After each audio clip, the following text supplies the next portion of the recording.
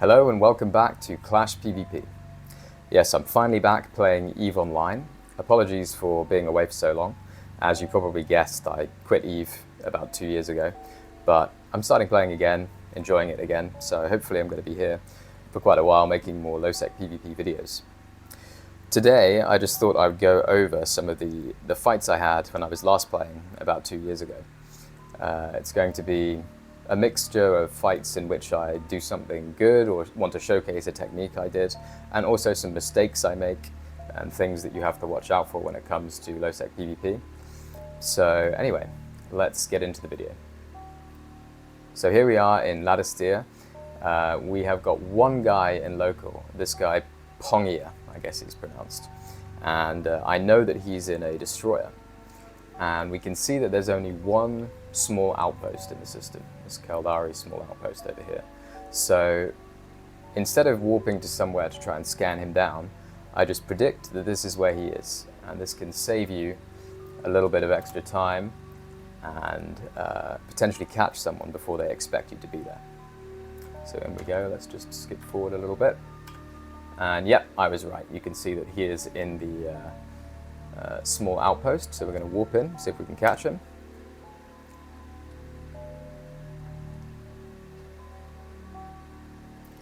And unfortunately we don't catch him here. Now the next technique, which falls under this banner of warp prediction, is predicting where someone escapes to. If you land in a plex and someone warps off, frequently what they will do is they will kind of panic and click on something and just warp to zero. They won't have time to choose a safe spot or go to at 70 km or 100 km or something like that. They'll just click and warp and try and get away from you as quick as possible. So sometimes what you can do is follow them somewhere. So you see here I saw him warp, it looked like to maybe a planet or a station, and I've chosen the planet just because that's really the most likely place he will be that I can actually kill him if he's there. A station, I can't kill him. If he's warped to an asteroid belt randomly, it's very unlikely I'm going to choose the right one. But if he warped to a planet, if he still has planets on his overview, maybe I will catch him. Let's see what happens.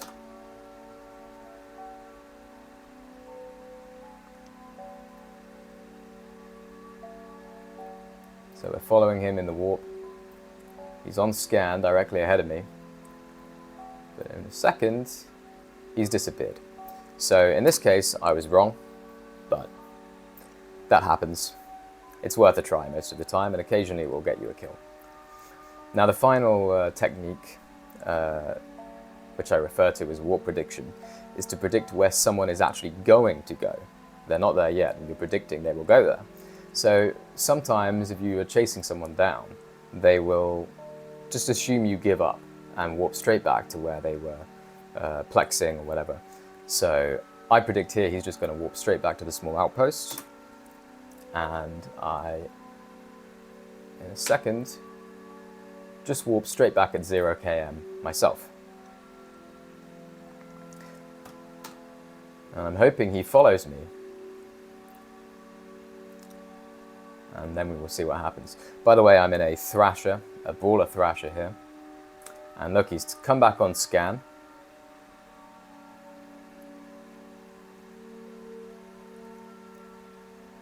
And there he is, landing right at 0 km.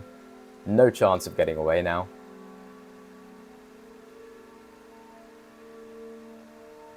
So you can see another little thing here.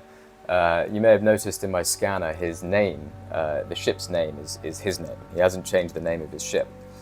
It can be easy to underestimate players like this.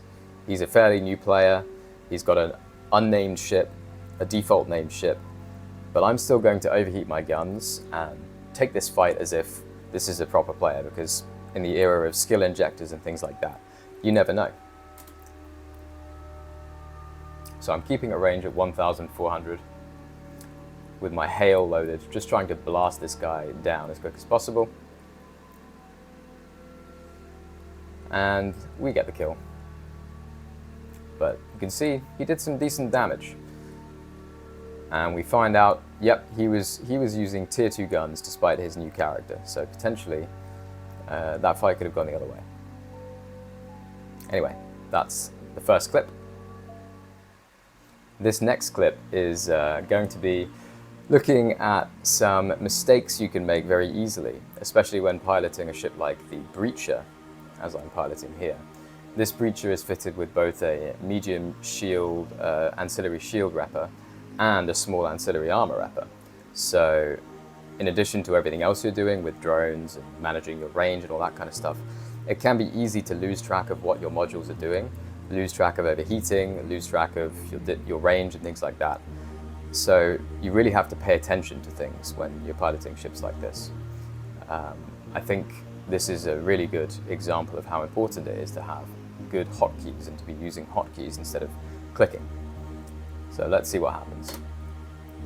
So it looks like I've scanned down an Atron to this Caldari small outpost. I'm preheating all of my things I want to preheat, setting my default ranges to 5,000. Because my rockets do any kind of the same damage no matter how far away I am, as long as they hit. But his guns do a lot of damage in close range, so we want to try and keep our distance. We get our scram on. We start doing everything, and straight away we've made a mistake here. First of all, I turned off my afterburner. I don't know why. Things like that can happen. But notice I haven't turned off the overheating on my scram and web. Now, I think I overheated them as I came in because the guy was maybe just out of scram range, so I just thought I'd chuck them on. Really, that should be one cycle of overheating because scrams and webs are very delicate. They can easily burn out. Anyway, let's see what happens.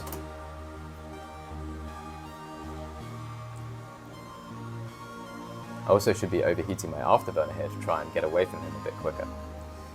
Now, there's a nice technique I'm doing here. When you have a dual rep Breacher like this, or any other dual rep ship, as in medium or shield wrapper and armor wrapper, especially when your shield wrapper is the most powerful wrapper you have, it's beneficial to let your opponent do damage into your armor first, so you can then repair with the armor wrapper and use the shield wrapper to protect yourself while the armor wrapper is getting its value, so to speak. Because if I didn't have the shield wrapper, he would damage through my armor wrapper in 2 seconds flat. It doesn't really rep that quickly. But my shield wrapper, as you can see here, pretty much deals with his DPS while I have it running. So here I should be turning it off. You can see I've just started noticing, oh yeah, I need to turn off my overheating on my scram and web. I think at this point I'm focusing too much on his health, and I'm not paying attention enough to my modules. Because you can see I'm just turning off my afterburner overheating. Oh, a little bit too late. I lose my scram, my web. And then I turn it back on. I don't know how. I think I must have accidentally pressed it or thought I still had it on. And he's so close to death, but he's still armor repping. And now he's realized I have no scram, no web, now no afterburner as well, and he escapes. So that was really a missed kill because of mismanaging my overheating and bad hotkey usage. So that is something which you really have to be careful about, especially in ships like the Breacher or any other ship which has a lot of modules and stuff going on you have to manage. So this next clip is going to be with my Breacher again, the same Breacher, and this time it's going to be me fighting a Tormentor, but I don't really fight it for very long. Let's see what happens. So it looks like we're in a novice outpost right now. Now notice I've got my scanner set to a range of 1 AU. So 360 degrees, 1 AU. I'm going to see if anyone else is at the gate to this plex, because they're within range of my scanner. And you'll see in a second, at some point, someone's going to appear. So I'm obviously waiting for this Tormentor right now to come into the plex. And I see a Merlin as well, just as the Tormentor comes in. So immediately I'm like, uh-oh. I decide I'm going to engage anyway. I hadn't really fought many Tormentors at this point, so I thought maybe I would be able to kill him quickly. You can see this guy is doing insane damage to me very, very quickly. And this is the important thing. You have to have very good awareness when it comes to Lowsec PvP, because things happen so quickly. what I noticed here is that he hasn't scrammed me. So my immediate thought is that he's doing some kind of dual web fit. I'm not going to be able to keep range and things like that. I think it actually turned out he just hadn't turned his scram on for some reason, but the point is the same. I noticed the fact that I wasn't scrammed, which is something which often you don't notice in the heat of the moment. So I realized things aren't going well. There's probably a Merlin coming in as well, so I just warp off. I even managed to get my drones back in, as you can see there. I think I launched them, didn't I? Maybe I didn't launch them. But the point is, I escaped. And this is something which you have to do sometimes. You have to know when the fight is lost and when you can disengage.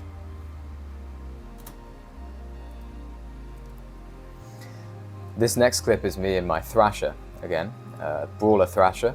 And it looks like I've scanned down this Algos to a Plex of some form. Let's see what happens.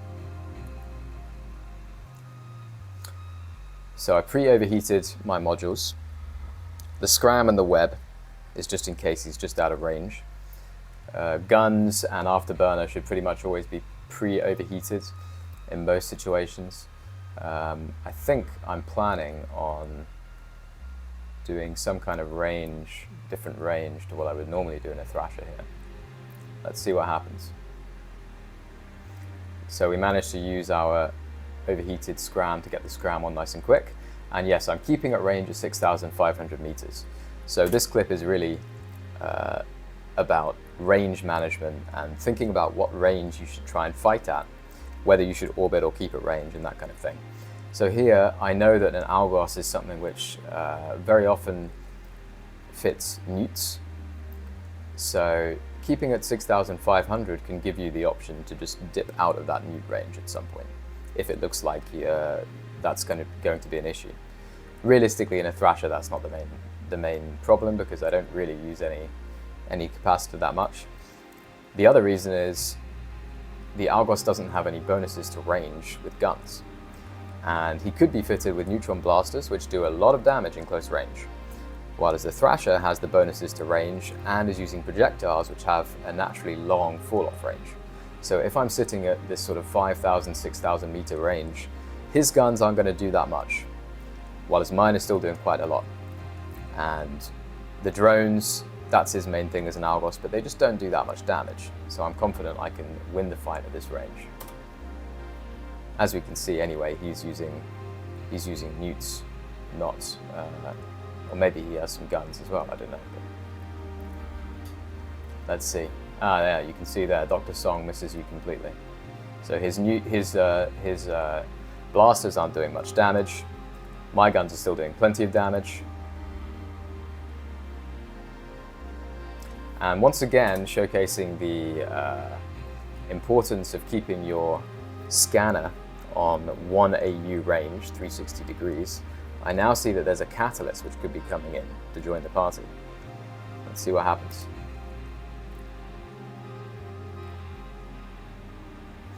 The Algos is going down, slowly but surely, and I'm sort of semi-aligning to the sun at the same time in case this catalyst goes in. I decide to try and go for the loot, and then in comes the catalyst, so I warp off and make my escape. Didn't get the loot, unfortunately, but to be honest, if I was fighting this fight now, I might have taken on that second player, because it looked like he was maybe a newer player, didn't have any low security status or anything like that, so I might have been able to take him on as well, but it's risky, so we decided to bail. This next clip is going to be me back in the breacher again, the same breacher as before, and I'm actually going to be fighting the same tormentor as before, this time without the risk of a Merlin joining in as well. But unfortunately for me, I screw up in some way. I can't remember exactly how, but we'll find out in a minute. So let's skip forward. We're going into the acceleration gate, so we're going to be landing basically together. So I've overheated my afterburner in rockets, that's all fine. First mistake I made is I already started using my shield booster before the armor wrapper is being used. having any value. So that's already like, I'm not going to get a chance to use all of my armor repper if I keep doing this. Orbiting at 2,500 is probably a mistake. I probably should be orbiting at 500. There we go. Because my rockets, I might be able to get somewhat under his guns, maybe make them miss a bit more.